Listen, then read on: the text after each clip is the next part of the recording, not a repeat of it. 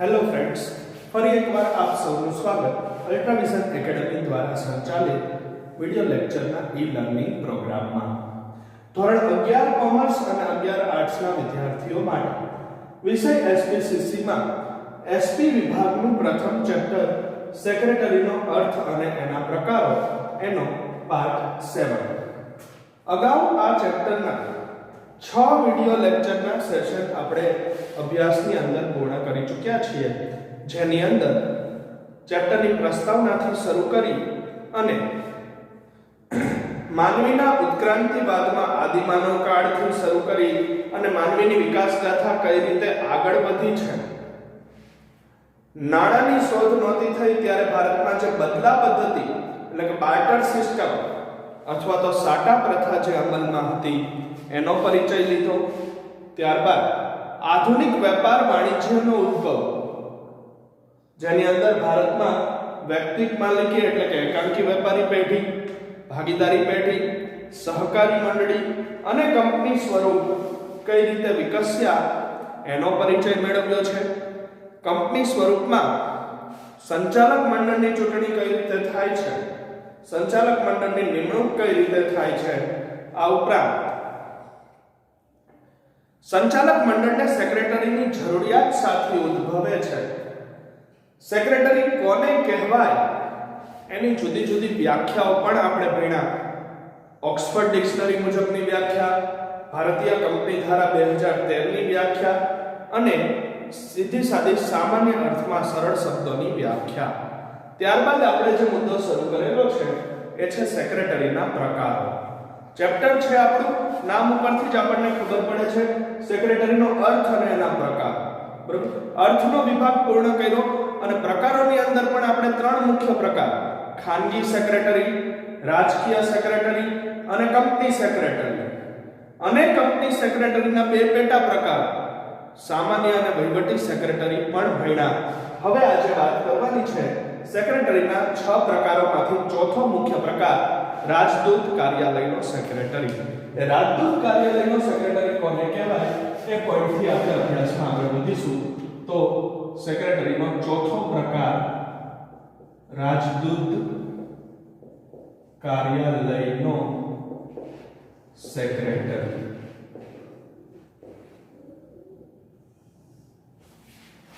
તો જુઓ, વિશ્વનો દરેક દેશ બીજા અન્ય દેશોમાં પોતાના પ્રતિનિધિની નિમણૂક કરે છે. તેને રાજદૂત કે એલચી તરીકે ઓળખવામાં આવે છે અને આ વ્યક્તિ એટલે જ રાજદૂત કાર્યાલયનો સેક્રેટરી. અને આ રાજદૂત કાર્યાલયના સેક્રેટરીનું મુખ્ય કાર્ય પોતાના દેશનું દ્રષ્ટિબિંદુ એ અન્ય દેશોની સરકારોને સમજાવવાનું રહેલું હોય છે. જુઓ, વિશ્વનો દરેક દેશ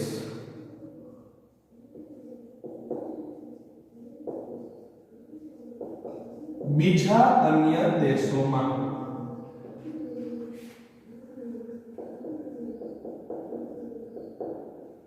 પોતાના એક પ્રતિનિધિની નિમણૂક કરે છે.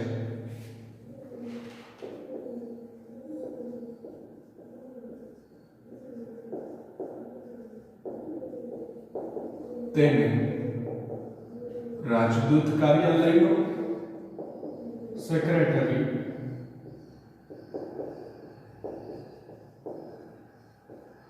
અથવા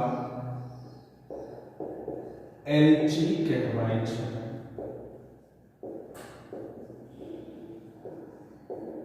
અથવા એને બીજું શું કહેવાય, રાજદૂત પણ કહેવાય. વિશ્વનો દરેક નાનો મોટો દેશ, વિશ્વનો કોઈ પણ દેશ બીજા દેશોમાં પોતાના એક પ્રતિનિધિની નિમણૂક કરે. દાખલા તરીકે ભારત દેશ છે તો ભારતનો જાપાનમાં એક પ્રતિનિધિ, અમેરિકામાં એક પ્રતિનિધિ, ઇંગ્લેન્ડમાં એક પ્રતિનિધિ, રશિયામાં એક પ્રતિનિધિ, બાંગ્લાદેશમાં એક પ્રતિનિધિ, અફઘાનિસ્તાનમાં ભારતના એક પ્રતિનિધિ, પાકિસ્તાનમાં ભારતનો એક પ્રતિનિધિ. આ રીતે વિશ્વનો દરેક દેશ પોતાને છોડીને પોતાના સિવાયના બીજા અન્ય દેશોમાં પોતાના એક પ્રતિનિધિઓની નિમણૂક કરે છે. એવી જ રીતે પાકિસ્તાન છે તો પાકિસ્તાનનો ભારતમાં એક પ્રતિનિધિ, રશિયામાં એક પ્રતિનિધિ, જાપાનમાં એક પ્રતિનિધિ, નેપાળમાં એક પ્રતિનિધિ વગેરે. જાપાન છે તો જાપાન પોતાને બાદ કરી અને બીજા અન્ય દેશો, ભારતમાં એક પ્રતિનિધિ સ્વરૂપે, ઇંગ્લેન્ડમાં એક પ્રતિનિધિ સ્વરૂપે, અફઘાનિસ્તાનમાં એક પ્રતિનિધિ સ્વરૂપે, આ રીતે વિશ્વનો દરેક દેશ પોતાના સિવાયના બીજા અન્ય દેશોમાં પોતાના એક પ્રતિનિધિની નિમણૂક કરે છે. પોતાના વતી એ એક વ્યક્તિને નિમે છે. પોતાના વતી એ એક પ્રતિનિધિઓની નિમણૂક કરે છે.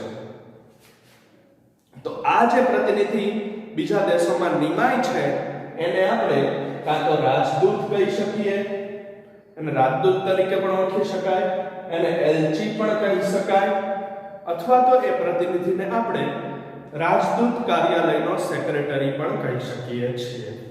એટલે કે વિશ્વનો દરેક દેશ પોતાને છોડી અને બીજા અન્ય દેશોમાં પોતાના વતી જે એક પ્રતિનિધિઓની નિમણૂક કરે છે એ દરેક પ્રતિનિધિને આપણે રાજદૂત કાર્યાલયનો સેક્રેટરી અથવા તો એને રાજદૂત અથવા તો એને એલચી તરીકે ઓળખી શકીએ છીએ.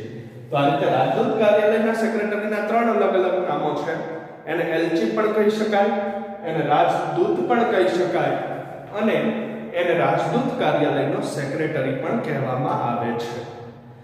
આ નિમાણા પછીનું કાર્ય શું? તો કે તેનું મુખ્ય કાર્ય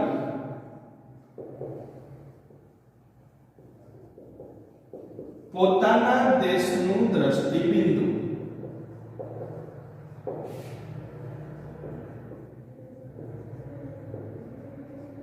અન્ય દેશની સરકારોને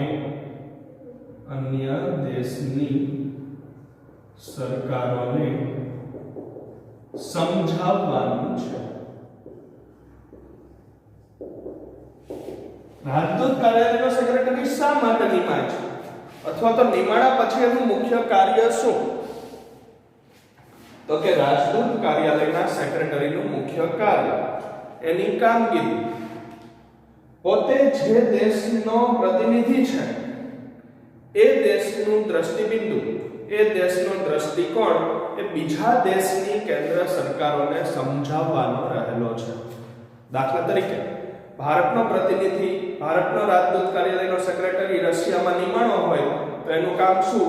તો કે પોતાના દેશનું એટલે કે ભારતનું દ્રષ્ટિબિંદુ, ભારતનો દ્રષ્ટિકોણ એ રશિયન સરકારને સમજાવવાનો છે. કોઈ પણ બાબતે ચર્ચા કે વાદ વિવાદના સંજોગો ઉદ્ભવે ત્યારે પોતાના દેશનો પક્ષ રાખવાનું એનું મુખ્ય કાર્ય છે. પોતાના દેશનું દ્રષ્ટિબિંદુ એ અન્ય દેશની સરકારોને સમજાવવાનું કાર્ય, પોતાના દેશનો દ્રષ્ટિકોણ એ અન્ય દેશની સરકારોને સમજાવવાનું કાર્ય એ રાજદૂત કાર્યાલયના સેક્રેટરીનું મુખ્ય કાર્ય છે. એને આપણે એમ્બેસેડર તરીકે પણ ઓળખી શકીએ, ત્યાર પછી એલચી તરીકે પણ ઓળખી શકીએ. ગુજરાતીમાં એને રાજદૂત અથવા તો રાજદૂત કાર્યાલયનો સેક્રેટરી પણ કહેવામાં આવે છે.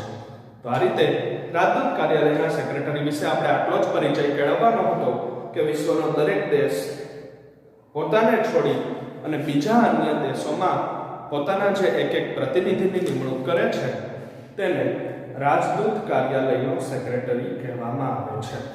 અને એ સેક્રેટરીનું મુખ્ય કાર્ય શું? તો કે પોતાના દેશનો દ્રષ્ટિકોણ, પોતાના દેશનો દ્રષ્ટિબિંદુ એ અન્ય દેશની સરકારોને સમજાવવાનું એનું મુખ્ય કાર્ય રહેલું છે. હવે આપણે પાંચમો પ્રકાર વિભાગીય સેક્રેટરી એનો પરિચય મેળવીશું. સેક્રેટરીના મુખ્ય 6 પ્રકારોમાં પાંચમો મુખ્ય પ્રકાર વિભાગીય સેક્રેટરી.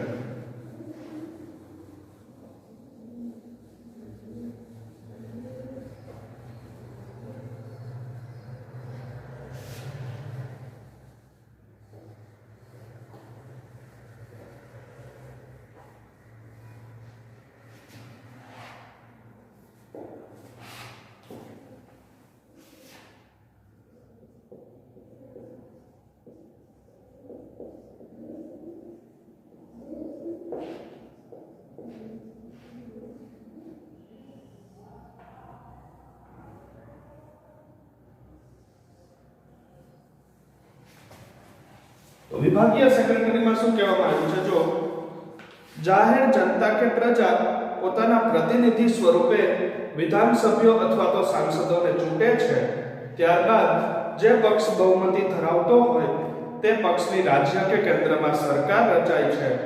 સરકાર રચાણા પછી પ્રધાનમંડળની રચના કરવામાં આવે છે અને જે તે વિભાગને દરેક એક પ્રધાન સંભાળે છે અને આ પ્રધાન પોતે જે ખાતું સંભાળે તે ખાતાનો વહીવટ ચલાવવા માટે જે એક આઈએએસ કક્ષાના અધિકારીની નિમણૂક કરે છે. આઈએએસ એટલે કે ઇન્ડિયન એડમિનિસ્ટ્રેટિવ સર્વિસ. આ આઈએએસ કક્ષાના એક અધિકારીને આપણે વિભાગીય સેક્રેટરી તરીકે ઓળખી શકીએ છીએ. અને વિભાગીય સેક્રેટરી તરીકે જે વ્યક્તિ નિમાય એનું કાર્ય જે તે વિભાગ નીતિ નિયમો અને કાયદાઓ પ્રમાણે ચાલે છે કે નહીં તે જોવાનું રહેલું છે. દાખલા તરીકે ભારતમાં શિક્ષણ વિભાગના શિક્ષણ સેક્રેટરી, એજ્યુકેશન સેક્રેટરી, નાણાં વિભાગને સંભાળવા માટે ફાઇનાન્સ સેક્રેટરી, ગૃહ વિભાગના હોમ સેક્રેટરી, કાયદા વિભાગના અલગથી સેક્રેટરી. એ રીતે જે દરેક વિભાગ વાઇઝ આઈએએસ કક્ષાના એટલે કે ઇન્ડિયન એડમિનિસ્ટ્રેટિવ સર્વિસની સિવિલ સર્વિસની પરીક્ષાઓ પાસ કરી ચૂકેલા જે એક વિભાગ વાઇઝ અધિકારીઓની નિમણૂક થાય છે એ આઈએએસ કક્ષાના એક અધિકારીને એ વિભાગીય સેક્રેટરી તરીકે ઓળખવામાં આવે છે. જો હવે આપણે વિગતવાર સમજીએ. ભારતમાં લોકશાહી શાસન વ્યવસ્થા અમલમાં છે. લોકશાહી શાસન પદ્ધતિ અમલમાં છે અને એમાં દર 5 વર્ષે ચૂંટણીઓ થાય છે. દર 5 વર્ષે ચૂંટણી યોજાય છે. રાજ્યની અંદર રાજ્યની વિધાનસભાની અને દેશ લેવલે સાંસદ લોકસભા. બરાબર.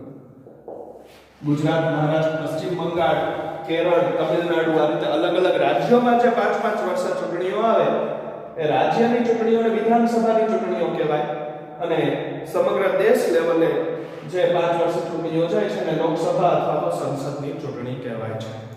બરાબર. દર 5 વર્ષે એ લોકશાહી શાસન વ્યવસ્થા હેઠળ બંધારણની જોગવાઈ મુજબ ભારતમાં ચૂંટણીઓ યોજાય છે. હવે પ્રજા 18 વર્ષથી ઉપરના દરેક નાગરિકો બરાબર મતદાન કરે છે ચૂંટણીમાં અને પોતાના જનપ્રતિનિધિને ચૂંટે છે. રાજ્યની ચૂંટણી હોય બરાબર એમાં જે પ્રતિનિધિ ચૂંટાય એને ધારાસભ્ય કહેવાય અથવા તો એને વિધાનસભ્ય કહેવાય અને સાંસદ સભ્ય કહેવાય જેને દેશ લેવલે ચૂંટાણા હોય એમ. લોકસભામાં જે ચૂંટાય એને સાંસદ સભ્ય કહેવાય છે. બરાબર. તો આ રીતે દર 5 વર્ષે લોકશાહી શાસન વ્યવસ્થામાં થતી ચૂંટણીઓમાં પ્રજા પોતાના પ્રતિનિધિને ચૂંટે છે અને ત્યારબાદ જે પક્ષના સૌથી વધારે પ્રતિનિધિઓ ચૂંટાય, ધારાસભામાં જે પક્ષના વધારે વિધાનસભ્યો હોય એની રાજ્યમાં સરકાર રચાય અને દેશ લેવલે સંસદમાં જે પક્ષના સૌથી વધારે બહુમતી ધરાવતા સભ્યો હોય એની સરકાર રચાય એને કેન્દ્ર સરકાર કહેવાય છે. તો આ રાજ્ય કે કેન્દ્ર સરકારની દર 5 વર્ષે નવી રચના થાય પછી મુખ્યમંત્રી કે વડાપ્રધાન પોતાનો હોદ્દો સંભાળે પછી પોતાના મંત્રીમંડળ પ્રધાનમંડળની રચના કરે છે અને દરેક વિભાગ વાઇઝ એક મંત્રીને નિમે છે. રાજ્ય લેવલે મુખ્યમંત્રી, દેશ લેવલે વડાપ્રધાન. બરાબર. એ લોકો પોતપોતાનું મંત્રીમંડળ રચે છે અને મંત્રીમંડળમાં દરેક વિભાગ વાઇઝ માટે એક મંત્રી નિમાય છે. શિક્ષણ મંત્રી, નાણાં મંત્રી, ગૃહ મંત્રી, રાજ્યના હોય અને દેશ લેવલે કેન્દ્રના હોય છે. હવે મંત્રી પોતે નિમાણા પછી બરાબર એ મંત્રી પોતાનો વિભાગ ચલાવવા માટે આઈએએસ કક્ષાના એક સચિવને નિમે એક અધિકારીને નિમે. એ કયા તો કે આઈએએસ ઇન્ડિયન એડમિનિસ્ટ્રેટિવ સર્વિસીસ. પોતાનો વિભાગ સંભાળવા માટે, બરાબર, IAS એટલે કે ઇન્ડિયન એડમિનિસ્ટ્રેટિવ સર્વિસીસ, IAS કક્ષાના એક સચિવ કક્ષાના અધિકારીઓની નિમણૂક કરે છે. દાખલા તરીકે નાણામંત્રી છે તો નાણાં વિભાગ માટે એક IAS સચિવને નિમશે. ગૃહમંત્રી છે રાજ્યના તો રાજ્ય માટે એક IAS, અને કેન્દ્રના ગૃહમંત્રી છે તો કેન્દ્રનો ગૃહ વિભાગ સારી રીતે ચાલે, નીતિ નિયમો પ્રમાણે ચાલે, કાયદા મુજબ ચાલે, એ રીતે દેશ લેવલે એક IAS કક્ષાના અધિકારીની નિમણૂક કરશે. આજે IAS કક્ષાનો એટલે કે ઇન્ડિયન એડમિનિસ્ટ્રેટિવ સર્વિસની સિવિલ પરીક્ષાઓ પાસ કરેલો જે એક અધિકારી નિમાય છે એને આપણે વિભાગીય સેક્રેટરી તરીકે ઓળખી શકીએ છીએ. આ વિભાગીય સેક્રેટરીનું કાર્ય શું? તો કે પોતે જે વિભાગનો સચિવ નિમાયો છે, બરાબર, પોતે જે વિભાગમાં કાર્ય કરે છે એ નીતિ નિયમો મુજબ ચાલે, ભારતના કાયદાઓ મુજબ ચાલે, અને એમાં ક્યાંય કાયદાની જોગવાઈનો ભંગ ન થાય, પ્રજાલક્ષી પ્રજાહિતના નિર્ણયો થાય, પ્રજાલક્ષી સેવાકીય કાર્યો થાય, એ જોવાનું કાર્ય આ વિભાગીય સેક્રેટરીનું રહેલું છે. હવે પછીના નેક્સ્ટ સેશનમાં આપણે વિવિધ મંડળોના સેક્રેટરી અને એના જુદા જુદા પેટા પ્રકારો વિશે ભણીશું, અને ત્યારબાદ આ ચેપ્ટરની પૂર્ણાવતિ થશે. Thank you all of you.